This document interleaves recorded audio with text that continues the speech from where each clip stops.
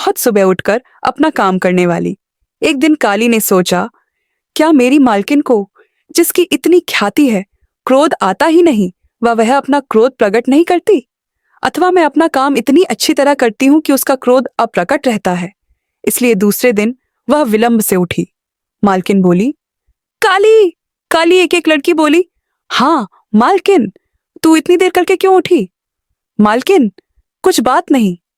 दृष्ट लड़की कहती है, कुछ बात नहीं। कहते हुए मालकिन गुस्से के मारे धुधवाने लगी। यद्यपि यह क्रोध को प्रकट नहीं होने देती, किंतु भीतर क्रोध तो है, क्योंकि मैं अपना काम बहुत अच्छी तरह करती हूँ, इसीलिए इसका क्रोध अप्रकट रहता है। मैं इसकी और परीक्षा करूंगी, लड़की ने सोचा। इसलिए दूसरे दिन वह और भी अधिक देर करके उठी। मालकिन बोली, काली। काली उत्तर दिया, हाँ मालकिन, तू इतनी देर करके क्यों उठी? मालकिन, कुछ बात नहीं है। दृष्ट लड़की कहती है, कुछ बात नहीं। कहते हुए मालकिन और भी अधिक भिनभिनाई। हाँ, क्रोध तो निश्चित रूप से है, लेकिन क्योंकि मैं अपना काम अच्छी तरह से करती हूँ, इसीलिए वह अप्रकट रहता है। मैं इसकी और परीक्षा करूंगी। इसलिए अगले दिन वह और भी विशेष देर करके उठी। मालकिन चिल्लाई, काली। काली। लड़की बोली, ही मालकिन, तू इतनी देरी से क्यों उठी? मालकिन, यह कुछ बात नहीं है। दृष्ट लड़की, इतनी अधिक देर से उठना कुछ बात ही नहीं है। इतना कहा और गुस्से में आकर मालकिन ने दरवाजे की अर्गल निकालकर लड़की के सिर में दे मारी। लड़की के सिर से खून बहने लगा। रक्त बहते हुए अपने फूटे सिर को लेकर लड़की चिल्ला चिल्ला कर पड़ोसियों को सुना रही थी, देखो रे लोगो अपनी शांत मालकिन को, देखो रे लोगो अपनी क्रोध रहित मालकिन को। इतनी सी बात पर कि उसका काम करने वाली लड़की देर से उठी, वह क्रोध से इतनी पागल हो गई कि दरवाजे की अर्गल निकालकर मेरे सिर में दे मारी और उसे फोड़ दिया। परिणाम स्वरूप विदेशिका मशहूर हो गई कि बड़ी अशांत है, बड़े क्रोधी स्वभाव की है, शांत और विनम्र तो है ही नहीं। इसी तरह से कोई भिक्षु भी बड़ा शांत और विनम्र रह सकता है जब तक उसे अप्रसन्न करने वाली बात न कही जाए। लेकिन किसी भिक्षु में मैत्री है या नहीं, इसकी परीक्षा तभी होती है जब उसके विरुद्ध कोई कुछ कहता है। इसके आगे तथागत ने कहा, मैं उस भिक्षु को मैत्री भाव संपन्न नहीं कहता जो केवल भोजन वस्त्र प्राप्त करने के लिए मैत्री प्रदर्शित करता है। मैं उसे ही सच्चा भिक्षु कहता हूँ, जिसको मैत्री का मूल स्रोत उसका धम्म है। भिक्षुओं, कोई भी पुण्य कम मैत्री भावना के 16वें हिस्से के भी बराबर नहीं है। मैत्री, जो कि चित्त की विमुक्ति है, उन सब को अपने अंतर्गत ले लेती है। यह प्रकाशमान होती है, यह प्रदीप्त होती है, यह प्रज्वलित होती है। इसी प्रकार भिक्षुओं, जैसे भी तारों मिलकर भी अकेले चंद्रमा के प्रकाश 16वें हिस्से के भी बराबर नहीं। चंद्रमा का प्रकाश प्रकाशमान होता है, प्रदीप्त होता है, प्रज्वलित होता है। इसी प्रकार भिक्षुओं, कोई भी पुण्य कर्म मैत्री भावना के 16वें हिस्से के भी बराबर नहीं है। मैत्री, जो कि चित्त की विमुक्ति है, उन सबको अपने अंतर्गत ले लेती है। वह प्रकाशमान होती है, यह प्रदीप्त होती है, यह प्रज्वलित होती है। और भिक्षुओं, जैसे वर्षा ऋतु की समाप्ति पर स्वच्छ अनभ्र आकाश में उगने वाला सूर्य तमाम अंधकार को विदीर्ण कर देता है, वह प्रकाशित होता है, प्रदीप्त होता है तथा प्रज्वलित होता है। और जैसे रात्रि की समाप्ति पर भोर का तारा प्रकाशित होता है, प्रदीप्त होता है तथा प्रज्वलित होता है, ठीक उसी प्रकार कोई भी पुण्य कर्म मैत्री भावना के 16वें हिस्से के भी बराबर नहीं है। मैत्री, जो चित्त की विमुक्ति है, उन सबको अपने अंतर्गत ले लेती है। यह प्रकाशमान होती है, यह प्रदीप्त होती है, यह प्रज्वलित होती है। घा, धर्म तभी सद्धम्म कहला सकता है जब वह तमाम सामाजिक भेदभावों को मिटा दे। एक, धर्म तभी सद्धम्म हो सकता है जब एक आदमी और दूसरे आदमी के बीच की तमाम दीवारों को गिरा दे। एक आदर्श समाज क्या है? ब्राह्मणों के अनुसार वेदों ने आदर्श समाज की परिभाषा की है, और क्योंकि वेद स्वतः प्रमाण है और उसमें कभी कोई गलती हो ही नहीं सकती, इसलिए आदमी का आदर्श समाज वही है जो वेदों में वर्णित है। वेदों में जिस आदर्श समाज का विधान किया गया है वह चातुर्वर्ण्य कहलाता है। वेदों के अनुसार इस प्रकार के समाज में 3 बातें अवश्य होनी चाहिए। इसमें 4 वर्ग होने चाहिए, ब्राह्मण, क्षत्रिय, वैश्य तथा शूद्र। इन वर्गों का आपसी संबंध क्रमिक असमानता के सिद्धांत पर आश्रित होना चाहिए। दूसरे शब्दों में ये तमाम वर्ग एक दूसरे के समान नहीं हो सकते। उन्हें एक दूसरे के ऊपर नीचे होना चाहिए, सुविधाओं के बारे में, सामाजिक दर्जे के बारे में, अधिकारों के बारे में, तथा सबसे ऊपर ब्राह्मण, उनके नीचे क्षत्रिय किंतु वैश्यों से ऊपर, उनके भी नीचे वैश्य किंतु शूद्रों से ऊपर, सबसे नीचे शूद्र। 7 चातुर्वर्ण्य से संबंध रखने वाली तीसरी महत्वपूर्ण बात यह है कि हर वर्ग को अपने अपने पेशे में लगा रहना होगा। ब्राह्मण का काम है पढ़ना, पढ़ाना और धार्मिक संस्कार करना। क्षत्रिय का काम है शस्त्र धारण करना और लड़ना। वैश्य का काम है व्यापार तथा दूसरे कारोबार करना। शूद्र का काम है ऊपर के तीनों वर्गों की सेवा करना, उनके सभी मैले कुचैले काम करना। कोई एक वर्ग दूसरे वर्गों का पेशा नहीं कर सकता, वह उसके पेशे की सीमा में पैर नहीं रख सकता। इस आदर्श समाज के सिद्धांत को ब्राह्मणों ने ऊंचा दर्जा दिया और लोगों में इसका प्रचार किया। यह स्पष्ट ही है कि इस चातुर्वर्ण्य के सिद्धांत की आत्मा ही है असमानता। यह सामाजिक असमानता किसी सामाजिक खेत की अनायास उगी हुई उपज नहीं है। असमानता ब्राह्मणवाद का शास्त्र सम्मत सिद्धांत है। भगवान बुद्ध ने इसका जड़ मूल से विरोध किया। भगवान बुद्ध जातिवाद के सबसे बड़े विरोधी थे। वे समानता के सबसे बड़े समर्थक थे। जातिवाद और असमानता का समर्थन करने वाला एक भी तर्क ऐसा नहीं है जिसका उन्होंने खंडन नहीं किया। ऐसे ब्राह्मण बहुत थे जिन्होंने इस विषय में बुद्ध से विवाद करने का प्रयास किया, लेकिन तथागत ने उन्हें एकदम मौन कर दिया। अश्वलायन सुत्त में कथा है कि एक बार सभी ब्राह्मणों ने इकट्ठे होकर अश्वलायन ब्राह्मण को भगवान बुद्ध के पास भेजा कि वह जाकर उनसे जातिवाद के बारे में शास्त्रार्थ करे। अश्वलायन भगवान बुद्ध के सामने उपस्थित हुआ और ब्राह्मणों की श्रेष्ठता का पक्ष भगवान बुद्ध के सामने रखा। उससे कहा, श्रमण गौतम, ब्राह्मणों का कहना है कि ब्राह्मण ही ऊंचे वर्ग के हैं, शेष सब उनके नीचे हैं। ब्राह्मण ही शुक्ल वर्ण है, शेष सब कृष्ण वर्ण हैं। पवित्रता या शुचिता का वास केवल ब्राह्मणों में ही है, अब ब्राह्मणों में नहीं है।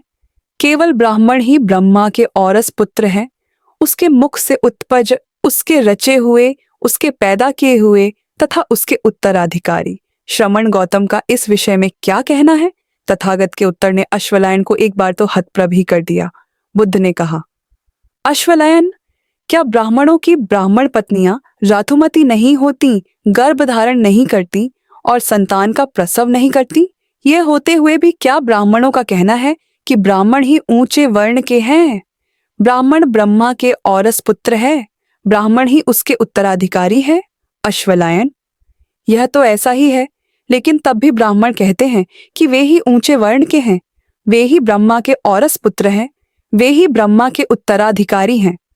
तब तथागत ने अश्वलायन से दूसरा प्रश्न पूछा, अश्वलायन, यदि एक क्षत्रिय एक ब्राह्मण कन्या से सहवास करे तो संतान मानव संतान ही होगी अथवा उन दोनों के संयोग से कोई जानवर जन्म ग्रहण करेगा? अश्वलायन के पास कोई उत्तर न था। जहां तक नैतिक उन्नति कर सकने की बात है, तो क्या एकमात्र ब्राह्मण ही अपने आप को राग द्वेष से मुक्त कर सकता है? एक क्षत्रिय नहीं, एक वैश्य नहीं, एक शूद्र नहीं? अश्वलायन बोला, नहीं, चारों वर्ण के लोग कर सकते हैं। अश्वलायन, क्या तुमने कभी सुना है कि यवन और कंबोज देश में तथा अन्य पड़ोसी देशों में भी दो ही तरह के वर्ग होते हैं, एक आर्य स्वामी, दूसरे दास गुलाम, और एक आर्य दास बन सकता है तथा एक दास आर्य? अश्वलायन, हाँ, मैंने ऐसा सुना है। यदि तुम्हारा चातुर्वर्ण्य एक आदर्श समाज है तो फिर यह सभी देशों में क्यों नहीं? इनमें से किसी भी एक बात को लेकर अश्वलायन अपने जातिवाद और असमानता के पक्ष का समर्थन न कर सका। उसे एकदम मौन ही रह जाना पड़ा। अंत में अश्वलायन को बुद्ध का एक शिष्य ही बनना पड़ा। वासेठ नाम के एक ब्राह्मण ने तथागत की शरण ग्रहण कर ली थी। दूसरे ब्राह्मण इस बात के लिए उसे बुरा भला कहते थे। एक दिन वह भगवान बुद्ध के पास गया और उन्हें जाकर वह सब सुना दिया जो ब्राह्मण उसके बारे में कहते सुनते थे। वासेठ ने कहा, भगवान, ब्राह्मण कहते हैं कि ब्राह्मण का ही सामाजिक स्तर श्रेष्ठ है, बाकी सबका निकृष्ट है। केवल ब्राह्मण ही शुक्ल वर्ण होता है, दूसरे वर्ण कृष्ण वर्ण होते हैं। केवल ब्राह्मण ही शुद्ध वंशोत्पन्न हैं। अब ब्राह्मण नहीं, केवल ब्राह्मण ही ब्रह्मा के औरस पुत्र हैं। उसके मुंह से उत्पज ब्रह्मा की संतान, ब्रह्मा द्वारा रचे गए ब्रह्मा के उत्तराधिकारी।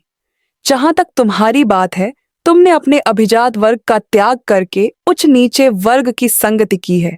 तुम उन सिर मुंडों में शामिल हो गए हो, उन गंवारों में, कृष्णवर्णी लोगों में, उन शूद्रों में। तुम्हारे लिए ऐसा करना उचित नहीं, तुम्हारे लिए ऐसा करना ठीक नहीं। यह क्या है जो तुमने अपने अभिजात वर्ग का त्याग कर उस नीच वर्ग की संगति की है? तुम उन सिर मुंडों में शामिल हो गए हो, उन गंवारों में, उन कृष्ण वर्ण के लोगों में, उन शूद्रों में, हमारी जाति की जुतियों से उत्पन्न वर्ण में। भगवान, इन शब्दों में ब्राह्मण मुझे बुरा भला कहते हैं, गाली देते हैं, किसी तरह की कोई कसर नहीं छोड़ते। वाह सेठ, तो निश्चय से यदि ब्राह्मण ऐसा कहते हैं तो वह अपनी प्राचीन परंपरा को भूल गए हैं। सभी दूसरे वर्णों की स्त्रियों की तरह ब्राह्मणियां भी संतान उत्पन्न करती तथा उसका पालन पोषण करती देखी जाती है। ऐसा होने पर भी यह सभी माता की योनि से उत्पन्न ब्राह्मण ब्रह्मा के औरस पुत्र हैं, ब्रह्मा के मुंह से उत्पन्न हुए हैं। ब्राह्मण ब्रह्मा की संतान हैं, ब्राह्मण ब्रह्मा की रचना है तथा ब्राह्मण ब्रह्मा के उत्तराधिकारी है। एक बार ऐसुकारी ब्राह्मण 3 बातों को लेकर बुद्ध से शास्त्रार्थ करने गया। पहला प्रश्न जो उसने उठाया वह पेशों के स्थायी वर्गीकरण के बारे में था। वर्गीकरण के पक्ष में बोलते हुए उसने कहा, मैं आपसे एक प्रश्न पूछने आया हूं। ब्राह्मणों का कहना है कि क्योंकि वे सर्वोपरि हैं, इसलिए वे किसी की सेवा नहीं करेंगे, सभी उन्हीं की सेवा करने के लिए उत्पन्न हुए हैं। श्रमण गौतम, सेवा पेशों के 4 विभाग किए गए हैं। 1. ब्राह्मणों द्वारा की जाने वाली सेवा। 2. क्षत्रियों द्वारा की जाने वाली सेवा। 3. वैश्यों द्वारा की जाने वाली सेवा तथा 4. शूद्र द्वारा की जाने वाली सेवा। किंतु एक शूद्र की तो कोई दूसरा शूद्र ही सेवा कर सकता है, दूसरा कौन शूद्र की सेवा करेगा? श्रमण गौतम का इसके बारे में क्या मत है? भगवान बुद्ध के ऐसुकारी ब्राह्मण से एक प्रति प्रश्न पूछकर उसके प्रश्न का उत्तर दिया। तथागत ने कहा, क्या सारा संसार ब्राह्मणों के इस वर्गीकरण से सहमत है? जहां तक मेरी बात है ना, मैं यही कहता हूं कि सभी सेवाएं पेशे की ही जानी चाहिए, न यही कहता हूं कि सभी सेवाएं पेशे नहीं ही की जानी चाहिए। यदि किसी सेवा पेशे के करने से आदमी की स्थिति अच्छी ना होती हो, खराब होती हो, तो वह सेवा पेशा नहीं की जानी चाहिए। यदि किसी सेवा पेशे के करने से आदमी की स्थिति खराब होने की बजाय बेहतर होती हो, तो वह सेवा अश्रास पेशा की जानी चाहिए। इसी एक कसौटी पर क्षत्रियों, ब्राह्मणों, वैश्यों, शूद्रों सभी की सेवा कैसी जानी चाहिए? हर व्यक्ति को ऐसी सेवा पेशा करने से इनकार करना चाहिए जो उसकी स्थिति को खराब बनाती हो, किंतु हर व्यक्ति को ऐसी सेवा पेशा करनी चाहिए जो उसकी स्थिति को अच्छा बनाती हो। चर्चा का दूसरा विषय जो ऐसुकारी ब्राह्मण ने उपस्थित किया वह यही था कि आदमी के दर्जे का विचार करते समय उसकी वंश परंपरा का भी विचार क्यों नहीं किया जाना चाहिए। इस प्रश्न का तथागत ने यूं उत्तर दिया, जहां तक वंश परंपरा के अभिमान की बात है, एक आदमी जिस वंश में जन्म ग्रहण करता है उससे उसका नामकरण मात्र ही होता है कि यह क्षत्रिय वंश में पैदा हुआ है, यह ब्राह्मण वंश में पैदा हुआ है, यह वैश्य वंश में पैदा हुआ है और यह शूद्र वंश में पैदा हुआ है। जैसे किस प्रकार के ईंधन से आग उत्पन्न होती है, उससे उसका नामकरण हो जाता है। यह लकड़ी की आग है, यह चैली की आग है, यह लकड़ी की गांठ की आग है और यह गोबर की आग है। इसी प्रकार आदमी के लिए सद्दम्म ही उसका वास्तविक धन है। जन्म से तो आदमी की चारों वर्णों में से किसी न किसी एक वर्ण में गिनती मात्र होती है। न वंश परंपरा से, न अच्छी शक होने से और न धन होने से कोई आदमी अच्छा या बुरा होता है। अच्छे वंश में उत्पन्न हुआ एक आदमी भी हत्यारा होता है, चोर होता है, व्यभिचारी होता है, झूठा होता है, चुगलखोर होता है, कठोर बोलने वाला होता है, बकवास करने वाला होता है, लोभी होता है, द्वेषी होता है और मिथ्या दृष्टि वाला होता है। इसीलिए मैं कहता हूं कि अच्छे वंश में उत्पन्न होने से ही कोई आदमी अच्छा नहीं होता और अच्छे वंश में उत्पन्न होने पर भी एक आदमी इन सभी दोषों से युक्त होता है। इसलिए मैं यह भी नहीं कहता हूं कि अच्छे वश में उत्पन्न होने से ही कोई आदमी अच्छा नहीं होता। ऐसुकारी ब्राह्मण का तीसरा प्रश्न प्रत्येक वर्ग के पेशे व जीविका के साधन के संबंध में था। ऐसुकारी ब्राह्मण ने तथागत से कहा, ब्राह्मण 4 तरह के जीविका के साधनों का विधान करते हैं। 1. ब्राह्मणों के लिए भिक्षा। 2. क्षत्रियों के लिए तीर कमान। 3. वैश्यों के लिए व्यापार तथा पशुपालन। और 4. शूद्रों के लिए बहंगी पर दूसरों का धान ढोना। यदि इनमें से कोई अपना पेशा छोड़कर किसी दूसरे का पेशा करता है तो यह उसके लिए अच्छा नहीं, ठीक वैसे ही जैसे कोई चौकीदार किसी दूसरे की संपत्ति पर अधिकार कर ले। श्रमण गौतम का इस बारे में क्या मत है? क्या सारा संसार इस ब्राह्मणी वर्गीकरण से सहमत है? सुकारी ब्राह्मण का उत्तर था, नहीं। वासेठ को तथागत ने कहा था, ऊंचे आदर्श का महत्व है, ऊंची जाति में जन्म ग्रहण करने का नहीं। जाति नहीं, असमानता नहीं, ऊंच नीच नहीं, यही तथागत की देशना थी। दूसरे के साथ अपने आप को एक कर दो, यही सोचो, जैसे वे हैं वैसा मैं हूं, जैसा मैं हूं वैसे वे हैं। 2. धर्म तभी सद्गम्य है जब वह यह शिक्षा दे कि किसी आदमी के जन्म से नहीं बल्कि उसके कर्म से ही उसका मूल्यांकन किया जाना चाहिए। ब्राह्मण जिस चातुर्वर्ण्य का उपदेश देते थे उसका आधार जन्म था। जो ब्राह्मण माता पिता के घर पैदा हो गया वह ब्राह्मण है। जो क्षत्रिय माता पिता के घर पैदा हो गया है वह क्षत्रिय है। जो वैश्य माता पिता के घर पैदा हो गया वह वैश्य है। जो शूद्र माता पिता के घर पैदा हो गया वह शूद्र है। ब्राह्मणों के अनुसार आदमी अपने जन्म के ही हिसाब से छोटा बड़ा होता है और किसी दूसरी बात से नहीं। यह जन्माश्रित ऊंच नीच का सिद्धांत तथागत को उतना ही अप्रिय था जितना चातुर्वर्ण्य का सिद्धांत। भगवान बुद्ध का सिद्धांत ब्राह्मणों के सिद्धांत से सर्वथा विरोधी था। उनका सिद्धांत था कि किसी आदमी के जन्म से नहीं बल्कि उसके कर्म से ही उसका मूल्यांकन किया जाना चाहिए। जिस अवसर पर भगवान बुद्ध ने अपने इस सिद्धांत का उपदेश दिया वह अवसर भी विशेष था। एक समय भगवान बुद्ध अनाथ पिंडक के जेतवनाराम में ठहरे हुए थे। एक दिन पूर्वाह में उन्होंने अपना भिक्षा पात्र लिया और भिक्षार्थ श्रावस्ती में प्रवेश किया। उस समय यज्ञाग्नि प्रज्वलित थी और यज्ञ की तैयारी हो रही थी।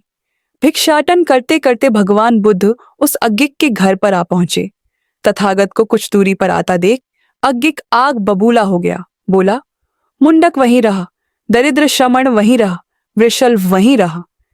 जब ब्राह्मण को इस प्रकार बोलते सुना तो तथागत ने उसे संबोधित करके पूछा, हे ब्राह्मण, क्या तू जानता है कि वृषल अछूत कौन होता है? क्या तू जानता है कि क्या करने से आदमी वृषल अछूत बनता है? नहीं श्रमण गौतम, मैं नहीं जानता कि वृषल कौन होता है अथवा क्या करने से आदमी वृषल आइचास अछूत होता है। भगवान बुद्ध ने कहा कि यदि तुम यह जान लोगे कि वृषल कौन होता है तो इससे तुम्हारी कुछ हानि नहीं होगी। अच्छा, जब आप चाहते हैं कि मैं जान ही लूं तो बताएं। ब्राह्मण के सुनने की इच्छा प्रकट करने पर तथागत ने कहा, जो आदमी क्रोधी हो, लोभी हो, अनैतिक हो, चुगलखोर हो, मिथ्या दृष्टि हो और वंचक हो उसे वृषल समझना। जो भी चाहे एकज हो, चाहे द्विज पक्षी आदि हो, प्राणियों को हानि पहुंचाता है, जिसके मन में प्राणियों के लिए दया नहीं है उसे वृषल करके जानना। जो भी कोई ग्रामों और झोपड़ियों को नष्ट करता है, जो अत्याचारी है, उसे वृषलम करके जानना। चाहे गांव में, चाहे गांव के बाहर जंगल में, जो भी किसी दूसरे की चीज को बिना दिए लेता है अर्थात चुराता है उसे वृषल करके जानना। जो किसी का ऋण लेकर बिना लौटाए यह कहकर कि मुझे तुम्हारा कुछ नहीं देना है, भाग जाना है, उसे वृषलम करके जानना।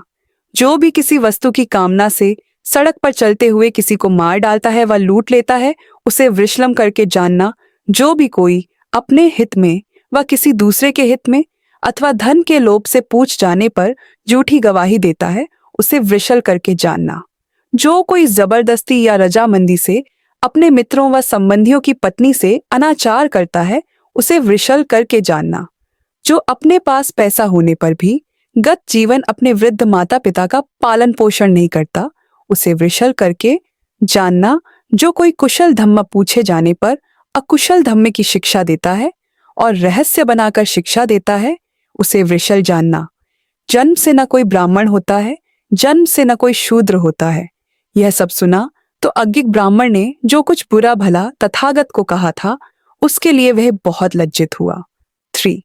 धर्म तभी सद्दम्य है जब वह आदमी और आदमी के बीच समानता के भाव की अभिवृद्धि करे। आदमी असमान ही जन्म लेते हैं, कुछ मजबूत होते हैं, कुछ कमजोर, कुछ अधिक बुद्धिमान होते हैं, कुछ कम, कुछ एकदम नहीं, कुछ अधिक सामर्थ्यवान होते हैं, कुछ कम, कुछ धनी होते हैं, कुछ गरीब। सभी को जीवन संघर्ष में प्रवेश करना पड़ता है। इस जीवन संघर्ष में यदि असमानता को स्वाभाविक स्थिति स्वीकार कर लिया जाए तो जो कमजोर है उसका तो कहीं ठिकाना ही नहीं रहेगा। क्या यह असमानता का नियम जीवन का नियम बन जाना चाहिए? कुछ कहते हैं हाँ। उनका तर्क है कि जो जीवन संघर्ष में टिकने के अधिक योग्य होगा वह टिका रहेगा। प्रश्न यह है कि जो आदमी जीवन संघर्ष में टिके रहने के लिए योग्यतम है, क्या समाज के दृष्टिकोण से भी वही आदमी श्रेष्ठतम है? कोई भी इसका निश्चयात्मक उत्तर नहीं दे सकता। इसी संदेह के कारण धम्म समानता का उपदेशक है। हो सकता है कि समानता के कारण जो श्रेष्ठतम व्यक्ति है वह भी बना रह सके, चाहे वह जीवन संघर्ष की दृष्टि से योग्यतम न भी हो। समाज को श्रेष्ठतम आदमी चाहिए, योग्यतम नहीं। यही प्राथमिक कारण है जिससे धम्म समानता का समर्थक है। भगवान बुद्ध का यही दृष्टिकोण था और इसीलिए उनका यह कहना था कि जो धर्म समानता का समर्थक नहीं है वह अपनाने योग्य नहीं है। क्या आप किसी ऐसे धर्म में विश्वास कर सकते हैं या उसके लिए मन में आदर का भाव रख सकते हैं जो दूसरों को दुखी बनाकर स्वयं सुखी बनने की शिक्षा देता हो, अथवा अपने को दुखी बनाकर दूसरों को सुखी बनाने की शिक्षा देता हो, अथवा अपने को और दूसरों को दोनों को दुखी बनाने शिक्षा देता हो? क्या वह धम्म अधिक श्रेष्ठतर नहीं है जो अपने सुख के साथ साथ दूसरों के सुख में वृद्धि करता है और किसी प्रकार के अत्याचार को सहन नहीं करता? जो ब्राह्मण असमानता के विरोधी थे, भगवान बुद्ध ने उनसे कई बड़े खास प्रश्न पूछे हैं। भगवान बुद्ध का धम्म आदमी की अपनी पुण्य परक प्रवृत्ति में से उत्पन्न होने वाला अत्यंत न्याय संगत धम्म है। पहला भाग मजहब, धर्म और धम्म 1। महजब। धर्म क्या है? मजहब एक अनिश्चित शब्द है जिसका कोई स्थिर अर्थ नहीं। यह शब्द तो एक है किंतु इसके अर्थ अनेक हैं। इसका कारण है कि मजहब बहुत सी अवस्थाओं में से होकर गुजरा है। हर अवस्था में हम उस मान्यता विशेष को मजहब ही कहते रहे हैं। निस्संदेह हर एक समय की मान्यता अपने से पूर्व की मान्यताओं से भी भिन्न रही है और अपने बाद में आने वाली मान्यताओं से भी भिन्न रही है। मजहब की कल्पना कभी स्थिर नहीं रही है। ये हर समय बदलती चली आई है। एक समय था जब बिजली, वर्षा और बाढ़ की घटनाएं आदमी की समझ से सर्वथा परे की बातें थीं। इन सब पर काबू पाने के लिए जो भी कुछ टोना टोटका किया जाता था जादू कहलाता था। उस समय मजहब और जादू एक ही चीज के दो नाम थे। तब मजहब के विकास में दूसरा समय आया। इस समय मजहब का मतलब था आदमी के विश्वास, धार्मिक कर्मकांड, रीति रिवाज, प्रार्थनाएं और बलियों वाले यज्ञ। लेकिन मजहब का यह स्वरूप व्युत्पन्न है। मजहब का केंद्र बिंदु इस विश्वास पर निर्भर करता है कि कोई शक्ति विशेष है जिसके कारण ये सभी घटनाएं घटती हैं और जो आदिम आदमी की समझ से परे की बातें थी। अब इस अवस्था को पहुंचकर जादू का प्रभाव जाता रहा। आरंभ में यह शक्ति शैतान का ही रूप थी, किंतु बाद में यह माना जाने लगा कि यह शिवम रूप भी हो सकती है।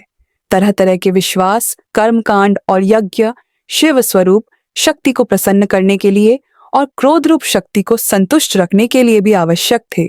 आगे चलकर वही शक्ति ईश्वर, परमात्मा या दुनिया का बनाने वाला कहलाए।